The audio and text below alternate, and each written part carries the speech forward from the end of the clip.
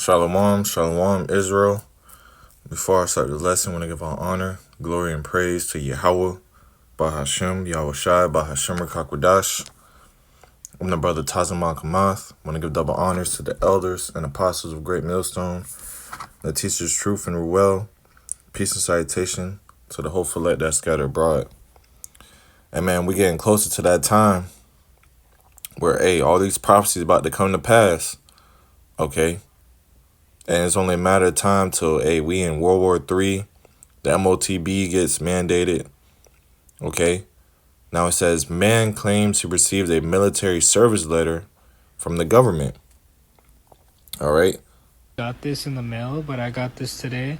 Selective service system. I guess, guys, we're going to war. Failure to comply with these requirements is a violation of the Military Selective Service Act. The maximum penalty for a violation of this act is $250,000 fine or 5 years in prison or both. Damn. That's wild. That's wild. Even give me another one, too. I don't know if any of you... All right, and this fulfills prophecy in 2nd Esdras, the 16th chapter. All right, now let's see if I can find it.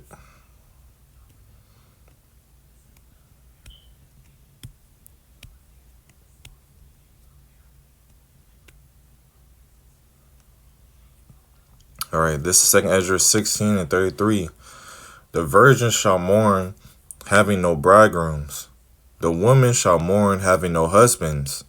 Their daughter shall mourn, having no helpers. Because, all the men, they getting drafted to this, to the military.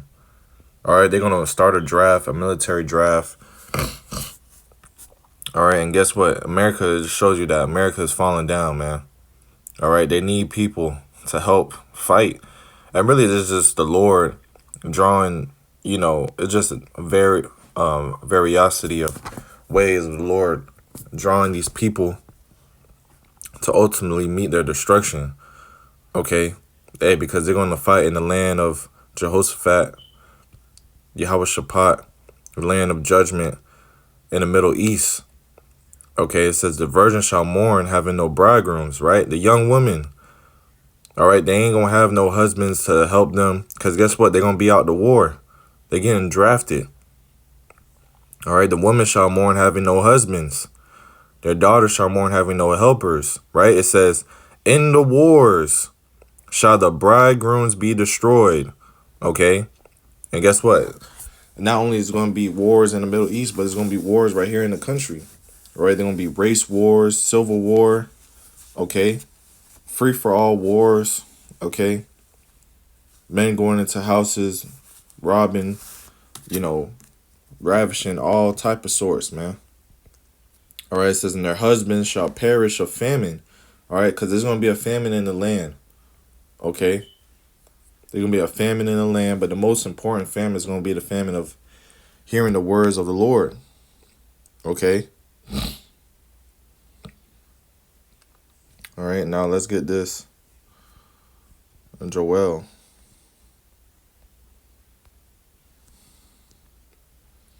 This is Joel 3 and verse 1.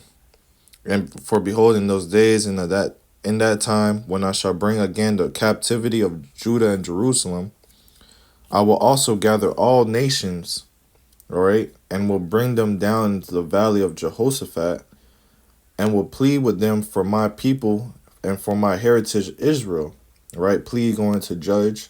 So that's where the Lord's going to judge all these nations in the Middle East. That's why the river Euphrates is drying up, okay? Because there's going to be fought in the big landmass, okay? And it's going to be the last wars to end all wars.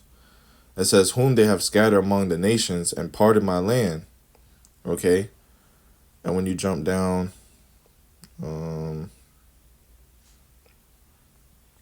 verse 9, it says, proclaim ye this among the Gentiles, right? Other nations. Prepare war, wake up the mighty men, okay? Let all the men of war draw near, let them come up.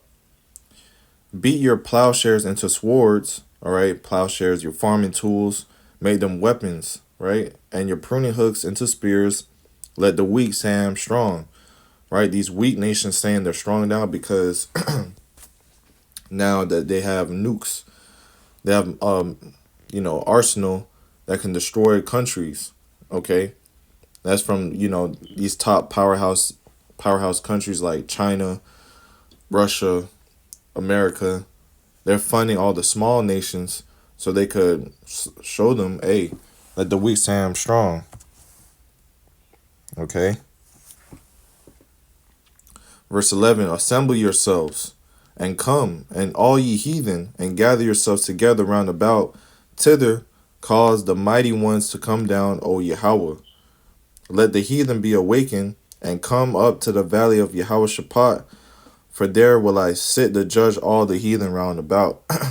And you could read that in 2nd Ezra 13, which we might as well grab it, because all the nations are going to be fighting each other, but then they're gonna stop fighting each other and fight Yahweh Shai. Okay. And let me see. All right, 2nd Ezra 13 and 8. And after this I beheld, and lo, all they which were gathered together, right? All the nations, Yahweh Shaphat, okay, all these nations they gathered together to fight, because they were fighting each other, right? It's all they which were gathered together subdue him, were sore afraid, yes, durst fight. And lo, as he saw the violence of the multitude that came, he neither lifted up his hand, nor held sword, nor any instrument of war. But only I saw that he sent out his mouth as it had been a blast of fire, and out of lips a flaming breath, right? These chariots, they zapping people, laser beams coming out. Bro, just imagine that. Concentrated fire, just blasting people to dust. Right? And out of his tongue he cast out sparks and tempests, right? And they were all mixed together, the blast of fire, the flaming breath, and the great tempest, and fell with violence upon the multitude which were prepared to fight, and burned them up every one, so that upon a sudden of an innumerable multitude nothing was to be perceived, but only dust and smell of smoke. When I saw this, I was afraid. So Esdras, he saw how Yahweh Shai just zapped these people to dust like nothing.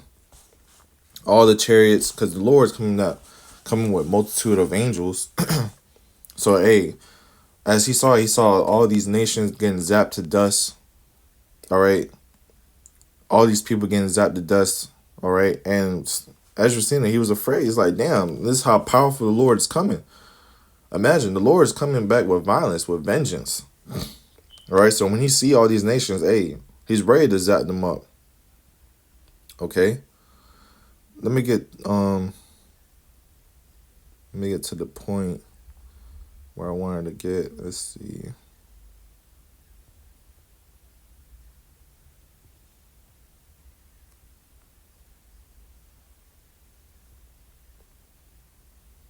Okay, 2nd Ezra 13.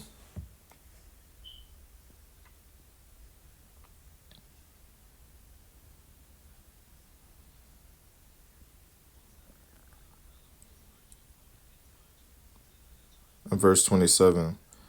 And whereas thou sawest that out of his mouth there came as a blast of wind and fire and storm, okay, and that he held neither sword nor any instrument of war, but that the rushing in of him destroyed the whole multitude that came to subdue him, okay, this is the interpretation. So Ezra's seen, all right, the Lord destroying all these people with the lasers and all this stuff, right?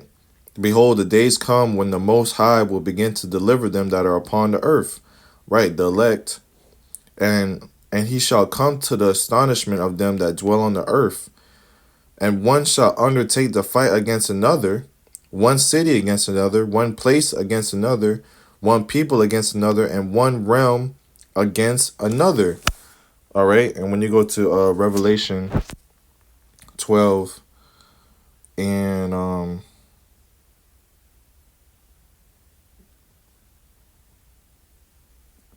Revelation 12 and verse 7, right? It says, "And there was war in heaven. Michael and his angels fought against the dragon, Esau, and the dragon fought and his angels," right? Esau's military, fighter jets, all these stuff, the AC-130s, okay? That's the one realm against another. Literally, Yahweh Shema Shah is coming from a different realm, all right, to fight Esau, okay? Now it says, let me see.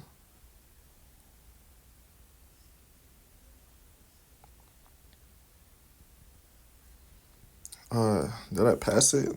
Let me see.